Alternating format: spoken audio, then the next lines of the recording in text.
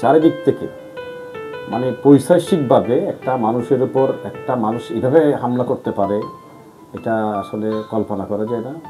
কয়েকশো লোক হঠাৎ করে ধারালো অস্ত্র, ক্রিজ, তারপর আপনার মারাত্মক অস্ত্রসজ্জ সজ্জিত হয়ে তারা মানে আমাদের সবার উপর অ্যাটাক করেছিল। কিন্তু আমি ৪৫ মিনিট যেটা বলে আমি কোনো শেষ ছিল না আমার মধ্যে, রক্তাক্ত ছিলাম অনেক। ডাক্তাররা যেটা বললো সেটা হচ্ছে আমার পায়ে নাকি প্রায় 11টা ফ্র্যাকচার হয়েছে, কেন টুকরো হয়েছে, কেন বালিশ ছিল আমার মাথায়, বালিশ ছিল, আমি মানে নাড়াচাড়া কোনো মুভমেন্ট করার কোনো সুযোগ নেই আমার। ওই ক্ষেত্রে আমার বাসায় পুলিশ ঢুকে বলছে যে মানে এখন অ্যারেস্ট করবে আমাকে। আমার ঘরে মিটিং হয়েছে, আমি মিটিং করছি, আমি নাকি সরকার বিরুদ্ধে কর্মকাণ্ডে সম্পৃক্ত আছি, এখন আমাকে থানায় নিয়ে যাবে জিনিসটা।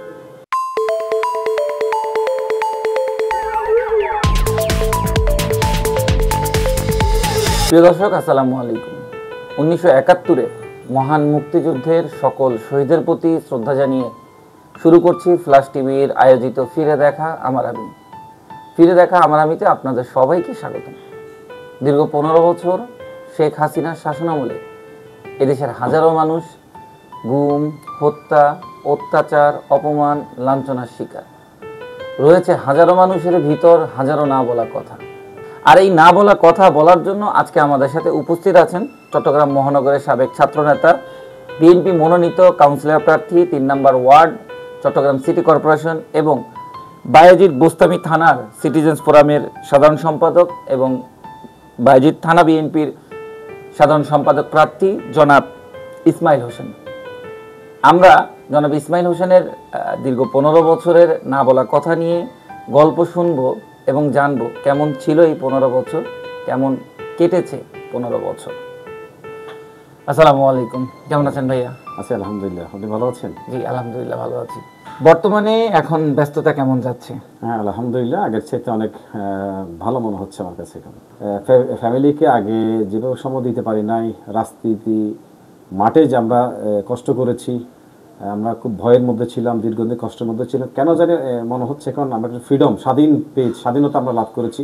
এই যে আজকে আমরা একটা সাক্ষাৎকার দিচ্ছি আপনাদের, একটা মানে আপনাদের দিয়ে টিভিতে দিচ্ছি, ফ্ল্যাশ টিভিতে, আমি মনে করছি নির্ভয়ে দিচ্ছি। এটা কোনো ধরনের আমাদের সংকোচ নাই, ভয় নাই, ভীতি নাই। এই যে ফ্রিডম আমার মধ্যে, যে আমি ফ্রিলি আপনার সাথে বসে একটা কথা বলতে পারছি, এটাই মনে করছি অনেক ভালো আছে আলহামদুলিল্লাহ। এখন 5ই আগস্টের যেই আন্দোলন, 5ই আগস্টে আমরা একটা নতুন বাংলাদেশ পেয়েছি, স্বৈরাচার মুক্ত একটা দেশ পেয়েছি। এই যে ছাত্র জনতার আন্দোলনে আমরা যে একটা নতুন বাংলাদেশ পেয়েছি, আপনার কাছে এই অনুভূতিটা কেমন? আমার অনুভূতি অনেক ভালো। কারণ আসলে একটা জাতির যদি আপনি যদি ফ্রিডম না থাকে, স্বাধীনতা না থাকে, কাজ করার যদি আপনি যদি স্বাধীনতাটুকু না পান, আমি তো মনে করি এটা একটা মানুষের মানে অধিকার হরণ করা, যেটা মানুষকে স্বাভাবিকভাবে চলতে পারে না, স্বাভাবিকভাবে কথা বলতে পারে না, স্বাভাবিকভাবে আপনার পরিবারের সাথে থাকতে পারে না, বাসায় থাকতে পারে না, আপনি হাঁটতে পারবেন না, এটা তো স্বাভাবিক। এখান থেকে তো আমরা মুক্তি পেয়েছি, এটা তো আমাদের জন্য বড় বিশাল পাওয়া আমি মনে করি। 15 বছর শেখ হাসিনার শাসন আমলে এই দেশের মানুষ পেয়েছে। আমরা তো এই 15 বছর পেপার, পত্রিকা, টেলিভিশনে দেখেছি গুম, হত্যা, নির্যাতন, অপমান, নানানভাবে মানুষ লাঞ্ছিত হয়েছে। আমরা যতটুকু জানি যে আপনার উপরও এরকম বেশ কিছু নির্যাতন হয়েছে। তো আমরা ফ্ল্যাশ টিভির হয়ে আপনার জানতে চাচ্ছিলাম যে এই 15 বছর কেমন ছিল আপনার সাথে।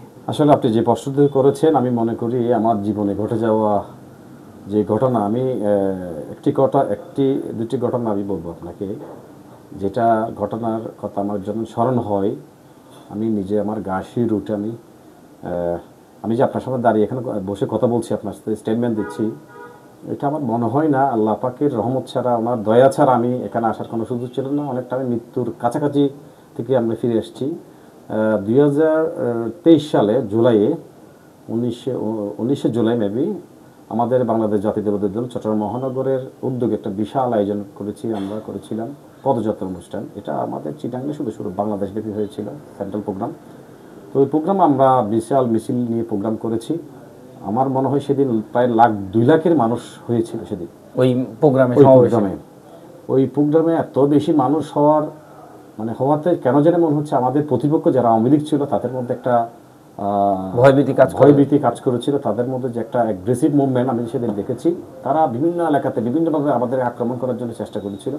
তো প্রোগ্রাম শেষে আমি বাড়ি ফেরার পথে লালখান বাজারে, এটা পুরো চিটাং শহরে জানে সবাই, আমার ওপর অতর্কিতভাবে, আমি গাড়িতে ছিলাম, বাসের মধ্যে ছিলাম, আমি নেতাকর্মীদের নিয়ে আসার সময় চারিদিক থেকে মানে পৈশাচিকভাবে একটা মানুষের উপর একটা মানুষ এভাবে হামলা করতে পারে, এটা আসলে কল্পনা করা যায় না।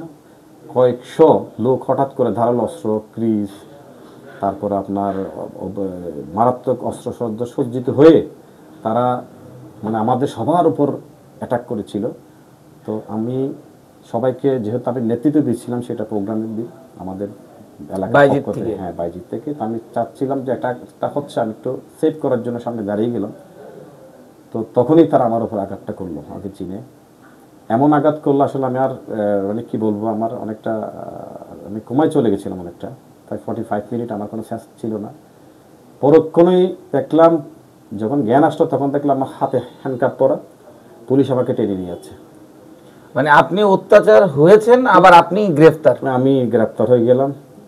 তো পরক্ষণে দেখলাম আমাদের অসংখ্য নেতাকর্মীরা হঠাৎ করে সে অনেক যুদ্ধ লড়াই করে পুলিশ থেকে আমাকে অনেকটা ছিনিয়ে নিয়েছে। এরা আমার প্রিয় নেতা ডাক্তার, আমার প্রিয় আল্লাহ আশহাদুল্লাহ, এবং তখনকার মহানগরের প্রেসিডেন্ট ছিলেন ডাক্তার শাহাদাত ভাই, আমাকে যথেষ্ট পরিমাণ আমাকে সেদিন মানে কষ্ট করেছেন, সাপোর্ট করেছেন।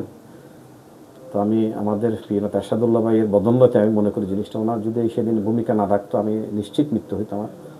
আমি কোনো মতো এখান থেকে ছাড় পেলাম। কিন্তু যখনই আমাকে ক্লিনিকে ভর্তি করো তখন ওই ক্লিনিকটা পুলিশ ঘেরাও করে আমাকে গ্রেফতার করার জন্য তারা করলো, অবরুদ্ধ করে ফেললো। তো ওরা আমাদের এরশাদুল্লাহ ভাই এবং ডাক্তার শাহাদাত ভাই অনেক কষ্ট করে আমাদের এখান থেকে সেফ এক্সিট মানে করে অন্য একটা হসপিটালে নিল, সেখানে হামলা দিল পুলিশ, এখন তো এক জায়গায় নিয়ে গেলো। আসলে আমি ট্রিটমেন্ট পাচ্ছিলাম না, মানে এমন একটা অবস্থা। মানে যা শুনলাম পরে, ওই মামলাতে একটা মামলা হয়ে গেছে, ওখানে আমাকে 1 নম্বর আসামি করার জন্য আমাকে অ্যারেস্ট করতে হবে, এই ধরনের একটা কথা শুনলাম পরে। আমাদের পরিবার সবাই কিন্তু ভীত সন্ত্রস্ত হয়ে গেছে, কঠিন অবস্থা, কোথায় নিয়ে যাবে। অনেকে আমাকে এরা বাধ্য হয়ে একটা নির্জন একটা জায়গায় গিয়ে আমাকে 1-2 মাস যাবত আমাকে ট্রিটমেন্টটা করেছে। অনেক কষ্ট করে, আমার দেশের বাইরে ছিলাম, আবার দেশের বাইরে চলে গেছি ট্রিটমেন্ট করতে গিয়ে। আমি মনে হয় প্রায় 2 বছর 15 বছর যাবত আমি অনেকটা করছি। কিছুদিন আগে আমার ছিল কি বলে এটাকে, সাপোর্ট দিয়ে হাঁটতাম একটা হ্যান্ডেল দিয়ে, এই কয়েকদিন আগে আমি হ্যান্ডেল ছাড়ছি। মানে ডাক্তাররা যেটা বললো সেটা হচ্ছে আমার পায়ে নাকি প্রায় 11টা ফ্র্যাকচার হয়েছে, কেন টুকরো হয়েছে, কেন এইভাবে আঘাতগুলো হয়েছে জিনিসটা। তো বাংলাদেশের ডক্টররা কিন্তু এটা বলছে আমাকে, আপনি আবার নতুনভাবে হাঁটার ক্ষেত্রে কিন্তু পসিবল এটা। আমি মনে করি আমাদের মামার মায়ের দোয়াই, আমার এলাকাবাসীর দোয়াই, আমাদের নেতাকর্মীর দোয়াই আমি কিন্তু আবার নতুনভাবে এটা আমার জীবনটা ফিরে ফিরেছি। সেটা আমি কিন্তু মহান রব্বুল আলামিনের দরবার মানে কৃতজ্ঞতা বসে শুকরিয়া আদায় করছি। তো এই জায়গা থেকে যে আপনি যেদিন আঘাতপ্রাপ্ত হন, তখন আপনার সাথে নেতাকর্মী কতজন ছিল, বা নেতাকর্মীরা আপনার সাথে যখন আপনি আঘাত পান তখন নেতাকর্মীরা ছিল না, তারা চলে না? আমি যখন ব্যাক করছি, মিছিল প্রোগ্রাম থেকে ব্যাক করতেছি, আমাদের শত শত হাজার হাজার নেতাকর্মী কিন্তু সবাই যার যার এলাকা যাচ্ছে।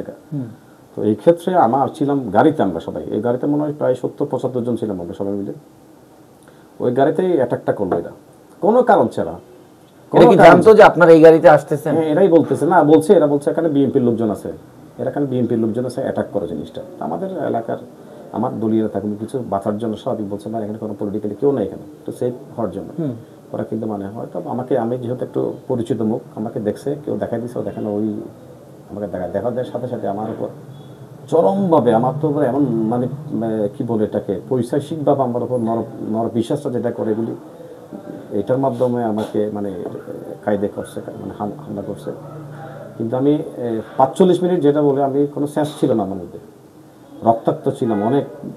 পরেই দেখলাম যে কথাটা বললাম, পুলিশ আমাকে অ্যারেস্ট করলো। জিনিসটা খুব খারাপ লাগছে বিষয়টা। একটা স্বাধীন দেশ, আমি একটা নাগরিক, আমি কোনো অন্যায় করি নাই, কোনো ক্ষতি করি নাই কারো। আমার রাজনৈতিক জীবনে আমি কারো ক্ষতি করার চিন্তাও করি নাই কোনোদিন। রাজনীতি করার আমার গণতান্ত্রিক অধিকার সেটা। হ্যাঁ, আমরা লেখাপড়া করছি, লেখাপড়া শেষ করে এই যে একটা রাজনীতির জন্য, জনগণের জন্য কাজ করার জন্য যে একটা রাজনীতির যোগ দিয়েছি, ওটা তো ধরো এটা তো কোনো খারাপ কিছু হতে পারে। এটা আমি মনে করি আমার বাক স্বাধীনতা, আমার যে অধিকার আমাকে হরণ করা হয়েছে সেটা। তো যাই হোক, আলহামদুলিল্লাহ সেদিন মোটামুটি শব্দ একটু সেফ হয়েছে আর কি। 2023 সালে যে ঘটনা ঘটেছে, এর আগে এরকম এই 15 বছরে আর এরকম কোনো ঘটনা আপনার সাথে ঘটেছিল কিনা? হ্যাঁ হয়েছে, আমি তো অনেকদিন জেলে ছিলাম, আমার প্রায় 8টি মামলা রয়েছে। তো আমরা আসলে এই স্বাভাবিকভাবে বাসায় কিন্তু আমরা ঘুমাইতে পারতাম না। সবচেয়ে মনে কষ্টদায়ক ঘটনা ছিল যে বাসায় ঢুকে কখন আমার বাসায় পুলিশ আসে, এই ভয়টা কাজ করতো। হ্যাঁ কখনই আসে। কেউ ধরেন আমার বাসায় কলিং দিচ্ছে 12টার পর রাতে, কেউ কলিং দিয়ে দিল, আমি অনেক সময় এমনও হয়েছে জিনিসটা আমি একটা নিজেকে সেভ করার জন্য তাড়াহুড়া করতেছি, কোথায় লুকাবো, কোথায় কীভাবে করবো জিনিসটা। সারাক্ষণ আসলে বনের ভয়টা ছিল যে ওইটাই মানে 2023 সালে 19 জুলাই যে আমি হামলা শিকার হয়েছি, ঠিক এর 1 বছর আগে আগস্টে 22-এ আমাকে সেমভাবে পুলিশে আমার অফিস থেকে ধরে নিয়ে গেছিল আর কি, একটা প্রোগ্রাম করার কারণে জিনিসটা। এবং সবচেয়ে দুঃখজনক ঘটনা, আমার খুব খারাপ লাগছে একটা জিনিস, আমি যখন অ্যাক্সিডেন্ট হয়েছি বাংলাদেশে প্রায় 2 মাস ট্রিটমেন্ট করেছি, 1-1.5 মাস ট্রিটমেন্ট করেছি, ভালো কোনো রেজাল্ট হচ্ছিল না, এরা বলে দিচ্ছে মানে পাটা কেটে ফেলতে পারে। আমি দেশের বাইরে গেছি, ট্রিটমেন্ট করছি, এই যে আসছি সবে মাত্র 10 দিন হয়েছে, আবার আমার ভারী গ্রাও করে ফেলছে। মানে আপনি দেশে মানে সুস্থ হয়ে আসেন নাই, তারপর আবার? হ্যাঁ, তখন আমার পায়ে নিচে, আমার এখন খেয়াল আছে 3টা বালিশ ছিল, আমার মাথায় বালিশ ছিল, আমি মানে নাড়াচাড়া করা মুভমেন্ট করার কোনো সুযোগ নেই আমার। ওই ক্ষেত্রে আমার বাসায় পুলিশ ঢুকে বলছে যে মানে এখন অ্যারেস্ট করবে আমাকে, আমার ঘরে মিটিং হয়েছে, আমি মিটিং করছি, আমি নাকি সরকার বিরুদ্ধে কর্মকাণ্ডে সম্পৃক্ত আছি, এখন আমাকে থানায় নিয়ে যাবে জিনিসটা। তখন আমার ওয়াইফ, আমার আম্মার অনেক, তাদের একটা এই যে একটা বাসার মধ্যে একটা রিস্ট্রিক্টেড ব্যাপার হয়ে গেছে জিনিসটা, অনেক চিল্লা করার পরে জিনিসটা বোঝাতে সক্ষম হয়েছে জিনিসটা। দেখেন আমি তো বের হওয়ার কোনো সুযোগ নেই, আমার খারাপ লাগছে জিনিসটা। আমি তো তখন একটা সেকেন্ডের জন্য মুভ করতে পারতেছি না, আমি বাথরুম করতে পারতেছি না, মানে আমার ওয়াইফ আমাকে যে পরিমাণ আমাকে বিছানার মধ্যে সব প্রস্রাব পায়খানা সব কিছু মেনটেন করে দিয়েছে জিনিসটা। যেহেতু পা ইনজুর্ড, সুযোগ নেই কিছু, ওরা দেখতে জিনিসটা, ওরা পর আফসোস করতেছে ভাই আমি বাধ্য হয়েছি এখানে আসার জন্য, পুলিশরা বলছে বাধ্য হিসেবে উপরে নির্দেশ কিছু করেন। এই যে একটা মানে একটা পাশবিক নির্যাতন, একটা আমাদের মধ্যে যে ব্যাড একটা মেসেজ কিন্তু আমাদের মাথায় ঢুকছে জিনিসটা কিরে, এটা আমরা দেশের নাগরিক। আপনি একটা রাজনীতি করবেন, আপনার একটা ভিন্ন মতাদর্শ থাকবে, আপনি যে কোনো একটা আদর্শে বিশ্বাস করতেই পারেন, সেজন্য আপনাকে আঘাত করব, হামলা করব, এমন তো আসলে হওয়া উচিত না। এটা দেশের আমি মনে করি 5 আগস্টের পরে যেই সরকার আসুক, আমি আশা করব বাংলাদেশ জাতীয়তাবাদী দল সবচেয়ে জনপ্রিয় দল, তারাও যদি সরকার আসে, আমাদের দল যদি আসে, তাদের কাছে একটা অনুরোধ থাকবে, আমাদের হাই কমান্ডের কাছে, আমাদের গণতান্ত্রিক যে অধিকারটুকু মানুষের কাছে দেওয়া, ওটা কিন্তু মানুষকে ফিরিয়ে দেওয়া উচিত আমি মনে করি।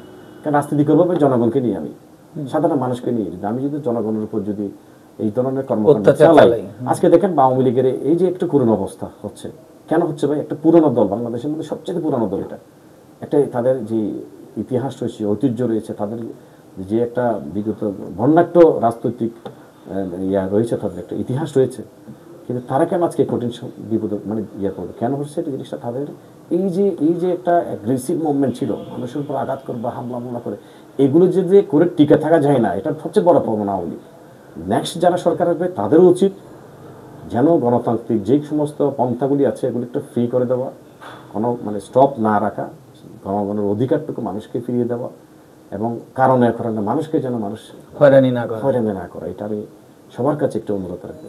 কখনো কি ফ্যামিলি থেকে এই কথা আপনারা শুনেছেন কিনা যে রাজনীতি ছেড়ে দাও, দরকার নাই? কারণ যেখানে সন্তানকে কাছে পাওয়া যাচ্ছে না, ভয় পাচ্ছেন, সহধর্মিনী কখনো বলেছে কিনা যে রাজনীতি ছেড়ে দাও, বা সহধর্মিনীর কাছ থেকে কেমন সাপোর্ট পেয়েছেন রাজনীতি থেকে? আচ্ছা, এখন যে প্রশ্নটা আমাকে করছেন এটা আমার ইন্টারনাল প্রশ্ন, কিন্তু আমি বলবোই, সেটা বলা উচিত মনে করি, জিনিসটা সবাই জানুক। সেটা আমার অ্যাক্সিডেন্টের আগে যেই সমস্ত নির্যাতন আমি সহ্য করেছি, মোটামুটি আমি ম্যানেজ করতে পেরেছি পরিবারকে, ফ্যামিলিকে। হ্যাঁ, কিন্তু পা ভাঙার পরে আমার জন্য একটু কঠিন হয়ে পড়েছে রাজনীতি করতে গিয়ে। কারণ আমার পরিবার, বিশেষ করে আমার ওয়াইফ, উনি এত বেশি কষ্ট পেয়েছেন, এত বেশি মানসিকভাবে টর্চার ফিল করেছেন, এটা আসলে মানে এটা ভাষা দিয়ে আমি বোঝাতে পারবো না আপনাকে। সে তখন বাদশাচ্ছে না, হয় রাজনীতি করতে হবে, নাহলে পরিবার ধরে রাখতে হবে, আমাকে অনেকটা টার্ম অফ কন্ডিশনের মধ্যে ফেলে দিয়েছিল জিনিসটা। আচ্ছা, তো কিন্তু আমি চিন্তা করলাম আসলে আমরা যারা রাজনীতি করি, আমাদের তো দেওয়ার জন্য আসছি, এখানে নেওয়ার জন্য আমরা এখানে আসি না, রাজনীতি করছি আমরা। আমাদের মতো লোক যদি এতদিন পরিশ্রম কষ্ট ত্যাগ আমরা সময় ব্যয় করেছি, এটা যদি আমরা যদি আবার ব্যাক করে চলে যাই, এটা তো একটা শূন্যতা সৃষ্টি হবে। ওই শূন্যতা কিন্তু আসলে ফিল আপ করাটাও, আমি এটা আমার নিজেকে বলাটা অহংকার হয়ে যাবে, সেটা আবার আমার নিজের নাম বলিস। বিষয়টা হচ্ছে কি, আমাদের মতো আমরা যদি চলে যাই তাহলে একটা ওইখান থেকে শূন্যতা সৃষ্টি হবে। ওই শূন্যতাতে কাউকে কাভার করাটা কষ্ট হয়ে যাবে। জিনিসটা একটা দায়বদ্ধতা, কি জনগণের এলাকাবাসীর দায়বদ্ধতা আছে আমাদের প্রতি। আমাদের জন্য রাজনীতি করি যে মানুষের জন্য কিছু একটা করবো, কাজ করবো, মানুষকে কিছু দিব, ওটা যদি যেই মাথায় আছে ওটা যদি আমরা চলে আসি, এটা আমি নিজে একটু কষ্ট পাবো। তো সেই জায়গা থেকে সহধর্মিনীকে কিভাবে ম্যানেজ করেছে? হ্যাঁ, একটু অনেকটা কষ্ট হয়ে গেছে, স্বাভাবিক। পরিবার তো বুঝেন, একটা হাজবেন্ড মানে পঙ্গু হয়ে যাওয়া মানে একটা লাইফ রিস্ক। এটা আমার যে আগামীতে আরো বড় ঘটনা ঘটবে না সেই নিশ্চয়তা কোনো গ্যারান্টি নেই। তো অনেক কষ্ট করে আমার শ্বশুর বাড়ি থেকে শুরু করে আমার সবাই মিলে অনেকটা কিছুটা সাপোর্ট তো অবশ্যই ছিল। আমি তো হট করে এদের মধ্যে তফা করা যায় না, কিছু সাপোর্ট তো ছিল। যাই হোক, আমি মনে করি এটা বুঝাতে সক্ষম হয়েছি। আমি জিনিসটা বলেছি মোটামুটি, আমি চেষ্টা করব যে একটু সেফ থাকার জন্য। ঢাকাতে একটা প্রোগ্রামে তো আমি যখন কাদানি গ্যাস আসছে, কাদানি গ্যাসটা ছিল আমার মনে পড়ে, কারণ পিপার স্প্রে নামে কি জানি একটা ইয়ে ছিল, ওই ধরনের কোনো একটা ছিল মনে হয়। এটা নাকি এক্সপায়ার ডেট চলে গেছে আর কি, বিষাক্ত। আগে কাদানি গ্যাস যেটা খেয়েছি এটা সহ্য করতাম, কিন্তু এটা আমার মনে হয় কেন জানি মনে হচ্ছে আমার চোখ টোক পুরো জ্বলে যাচ্ছে, পুরো জ্বলে যাচ্ছে জিনিসটা। আমার উপর এটার প্রতি অভিজ্ঞতা ছিল না আমার। সেদিন মনে হয়েছে আমি মারা যাবো সেদিন। আমি বুঝি না, পানি দিয়েছিলাম, ওটাতে পানি দেবো না, কিন্তু দেওয়া যাবে না, কিন্তু পানি দিয়েছিলাম। এরপর আরো অবস্থা খারাপ আমার। কেন জানি মনে হচ্ছে যখন আমি একটা দুইটা কদম গিয়ে আমি হয়তো স্ট্রোক করে অথবা মারা যাওয়ার সুযোগ হয়েছে। আমার চট্টগ্রাম মহানগরীতে অনেক প্রোগ্রামে পুলিশের সরাসরি গুলি করছে, সরাসরি কাঁদানি গ্যাস করছে, অনেক প্রোগ্রাম, অনেক পিটানি, অনেক মানে আসলে এটা সব কথা তো আসলে মাথায় থাকে না। আবার যে নির্যাতন বিষয়গুলি আসছে এখানে আপনার, এগুলি আমার মনে হয় বলতে গেলে অনেক ঘটনা, অনেক সময় লাগবে, 15 বছরের যেহেতু একটা সময়। শুধু আমি না, কেন আসলে জিনিসটা আমার কথা বললে এটা ভুল হবে। আমাদের অনেক নেতাকর্মীরা, এমন নেতাকর্মীরা আপনি নীরবে চলে গেছে, প্রস্থান করছে রাস্তার দিকে। কেউ ফিনান্সিয়াল অভাবের কারণে তার ব্যবসা ধ্বংস করে দিছে, কারো চাকরি ছিল চাকরি চলে গেছে, নিঃস্ব হয়ে গেছে, কেউ ধরুন জেলে মামলা খাইতে খাইতে এরা চালাতে পারতেছে না। অনেক ছেলেরা কিন্তু এটা কিন্তু নির্ভয়ে চলে গেছে এটা জিনিসটা। আমি হয়তো আজকে রাস্তায় দাঁড়িয়ে আছি, কথা বলছি, আমার তো আপনি আমার স্টেটমেন্ট নিতে পারছেন, কিন্তু কিছু কিছু ছেলে আছে রাস্তায় অনেক দিন করছে, কিন্তু সে আর পারে নাই, কন্টিনিউ করতে পারেনি। সে পরিস্থিতির শিকার হয়ে গেছে। সে অনেক সময় দেখবেন যে বিদেশ চলে গেছে, অথবা সে রাস্তার দিকে অনেক দূরে চলে গেছে। এটা একটা, আমি মনে করি এটা আমাদের জীবনের, আমাদের নেতাকর্মীদের দুঃসহ জীবন। এটা এত কিছুর পরে যেহেতু নতুন একটা বাংলাদেশ আমরা পেয়েছি, সেই বাংলাদেশটা বা সেই চট্টগ্রামটাকে কেমন দেখতে চান? আসলে আমাদের তরুণ প্রজন্ম যারা ইয়াং জেনারেশন, তাদের তো আমি মনে করি অনেক দায়িত্ব বেড়ে গেছে। এখন তরুণরা কিন্তু রাজনীতিতে এখন অনেক মানে আপডেট হয়ে যাচ্ছে, অনেক সচেতন হয়ে গেছে, যেটা আগে ছিল না। আমি আশা করব আমাদের তরুণ এবং প্রবীণ দুজনের সমন্বয়ে আমাদের টোটাল রাজনীতির মধ্যে একটু সংস্কারের প্রয়োজন আছে বলে মনে করি। যেমন আমি মনে করি বিগত দিনে যেই সমস্ত কর্মকাণ্ডগুলি ছিল বিভিন্ন দলের মধ্যে, চাঁদাবাজি, সন্ত্রাসী, তারপরে একটা গ্রুপ মেনটেন করা, ক্যাডার গ্রুপ নিয়ন্ত্রণ করা, অমুক নেতার নেতৃত্ব অমুক ক্যাডার গ্রুপ, মানুষ এলাকার মধ্যে ভয়ে থাকতো, ওর কথা শুনলে মানুষ ভয়ে কাঁপতো। ও তারপর ওর কাছে মানুষ ওখানে জমিদার পতার মতো আর কি, ওর কাছে যেতেই হতো, গিয়ে তারপর থেকে পারমিশন নিতে হতো। বিচার সালিশগুলো অনেক সময় মানুষ কিছু ধরেন ইচ্ছা থাকলেও কিছু বলতে পারছিল না, মনের মধ্যে একটা ভয় কাজ করতো, বাধ্য হতো কথাগুলি শোনার জন্য। এই সংস্কৃতি থেকে আমাদেরকে বের হতে হবে। আমাদেরকে নতুন বাংলাদেশের মধ্যে সবার মধ্যে একটা ফ্রিডম, একদম যার কথা বলার অধিকার যেটা, এটা ফ্রিডম করে দিতে হবে আমাদেরকে। আমরা ওই পিছন দিকে আর যেতে চাই না। এবং তরুণ প্রজন্ম, আমি মনে করি আগামী তরুণ প্রজন্ম এটা আশা করি আমি আশা রাখি আমাদের দলের অনেক তরুণ, যে কিছুদিন আগে আমাদের এই 10 তারিখ একটা প্রোগ্রাম হয়ে গেছে, তারুণ্যের বাংলাদেশ অধিকার আদায়ের লক্ষ্যে, রাষ্ট্রীয় অধিকারের লক্ষ্যে আর কি। তো ওটাতে দেখলাম আমি অনেক তরুণদের সমাবেশ হয়েছে। এটা আমি আসলে অভিভূত হয়ে পড়েছি। একটা পোলো গ্রাউন্ড, বিশাল মাঠ, যেখানে 5 লাখের মানুষের জমায়েত দিয়েও খাবার হয় না, এটা পুরা মাঠ ফিল আপ করে, রাস্তাঘাট সব কিন্তু আমি তরুণদেরকে দেখলাম জিনিসটা। তাই মনে করি আমাদের দেশনায়ক তারেক রহমানের যে চিন্তা চেতনা, আগামীর বাংলাদেশ বিনির্মাণে বাংলাদেশের যেই নেতৃত্ব দেওয়ার জন্য তরুণদেরকে যিনি উনি এগিয়ে আসার জন্য যে উনি কাজ করছেন, আমি মনে করি এটা যদি সাকসেস হয়, এটা যদি উনি ফিল আপ করতে পারে টোটাল আমার ইয়েটা, তাহলে আমি মনে করি বাংলাদেশের পুরো রাজনীতি বলেন, ব্যবসা বলেন, বাংলাদেশের অর্থনীতি বলেন, সমস্ত ইয়েটা চেঞ্জ হয়ে যাবে আমি বিশ্বাস করি। চট্টগ্রামের হয়ে, চট্টগ্রামের আপনি যদি একজন বাসিন্দা, সেই জায়গা থেকে চট্টগ্রামবাসী এবং মহানগরের বাসীর জন্য আপনার কি বলা আছে? আসলে আমি একটাই কথা বলবো, সেটা হচ্ছে আমাদের চট্টগ্রামের মানুষ কিন্তু পুরো বাংলাদেশ থেকে একটু আলাদা। কেন আলাদা এটা বলি আপনাকে। আমরা তো আমার সুযোগ হয়েছে প্রত্যেকটা ডিস্ট্রিক্টে যাওয়ার। আমাদের মধ্যে আতিথেয় পরায়ণতা, আন্তরিকতা, আমাদের মধ্যে ন্যায়নিষ্ঠতা অনেক বেশি বই মনে করি, হয়তো বা চিটাগের ছেলে হিসেবে না জিনিসটা। তো তাদের কাছে একটাই অনুরোধ থাকবে, আগামী চট্টগ্রাম বিনির্মাণে যে রাজনীতি হবে, সেই রাজনীতির মধ্যে ইয়াং বলেন, প্রবীণ, নবীন সবাইকে বলবো, অনুরোধ করবো, সেটা হচ্ছে তারা যেন কোনো একটা চাঁদাবাজ, সন্ত্রাস যারা অন্যায় করে, ওই ধরনের নেতা যারা রয়েছে বিভিন্ন দলে, ওই সমস্ত নেতাকে তারা যেন বয়কট করে। যেমন আমি একটু এক্সাম্পল করি, অনেক বড় নেতা, সে চাঁদাবাজি করতে করতে অনেক বেশি টাকার মালিক হয়ে গেছে, সে একটা মাফিয়া হয়ে গেছে। দেখবে যে তার সাথে অনেক লোকজন চলে আসছে। এখন দলের একজন ভালো মানুষ, একদম পয়সা কম, সে কিন্তু কন্ট্রাস্ট হয়ে যায় তার কাছে। তা আমরাই তো ক্ষতিটা করতেছি। আমরা চট্টগ্রামের যদি কথা বলেন, আমরাই তো তার ক্ষতি করতেছি। কেন আমরা ওই সমস্ত নেতাকে এগিয়ে নিয়ে আসার জন্য কোনো কাজ করছি না। আমি তাদেরকে অনুরোধ জানাবো, যারা পরিচ্ছন্ন রাজনীতিবিদ, যারা একজন সৎ, ন্যায়নিষ্ঠ, মানুষের জন্য সত্যিকারে কাজ করতে চাচ্ছে, যারা আসলে এই নতুন বাংলাদেশ বিনির্মাণে কাজ করতে চাচ্ছে, এই সমস্ত নেতাদেরকে আপনার নেতৃত্ব দেওয়ার জন্য সহযোগিতা করবেন। আপনারা এমন কোনো নেতৃত্বকে সাপোর্ট দিবেন না যে নেতৃত্ব আমাদেরকে, আমাদের দলকে, আমাদের দেশকে, আমাদের অঞ্চলকে, আমাদের একটা বদনামির আমরা শিকার হয়ে আমাদের দলকে ধ্বংস করে, দেশকে ধ্বংস করে, এলাকাকে ধ্বংস করে। ধন্যবাদ জনাব ইসমাইল সাহেবকে আমাদের এই ফ্ল্যাশ টিভিতে আপনার এই মূল্যবান কথাগুলো প্রকাশ করার জন্য। আমি আপনাদেরকে আন্তরিক ধন্যবাদ জানাচ্ছি। আপনারা ঢাকা থেকে, শুধু ঢাকা থেকে, রাজধানী থেকে আসছেন আমার সাক্ষাৎকার নেওয়ার জন্য। আমি ফ্ল্যাশ টিভি সকল দর্শক, সকল অধ্যায়ী এবং কলাকুশলী যারা রয়েছেন, সকলকে আমার দলের পক্ষ থেকে, আমার ব্যক্তিগত পক্ষ থেকে আমি আন্তরিক ধন্যবাদ জানাচ্ছি এবং এই টিভির উত্তরোত্তর সাফল্য কামনা করছি। এবং সর্বশেষ মেসেজ হচ্ছে, আমাদের অ্যাক্টিং চেয়ারম্যান জনাব তারেক রহমান যে মেসেজ দিচ্ছেন তরুণ, নবীন, প্রবীণ সবার ক্ষেত্রে, আমি মনে করি আগামীতে যদি আমাদের তারেক জিয়া যদি নেতৃত্ব গ্রহণ করে বাংলাদেশে, এটা আমি দৃঢ়ভাবে বিশ্বাস করি। আমি কেন জানি মনে হচ্ছে আর কি, আমার মালয়েশিয়ার যে মাহাথির মোহাম্মদ মালয়েশিয়াকে চেঞ্জ করছে, ঠিক আমাদের তারেক জিয়ার মধ্যে যেই ওনার যে রাষ্ট্রদীপ প্রজ্ঞা, বিচক্ষণতা রয়েছে, উনি যদি এই কাজগুলি যদি সাফল্য নিয়ে আসতে পারেন, কাজগুলি যদি করতে পারেন, আমি মনে করি বাংলাদেশের চিত্রটা চেঞ্জ করে ফেলবে ইনশাআল্লাহ।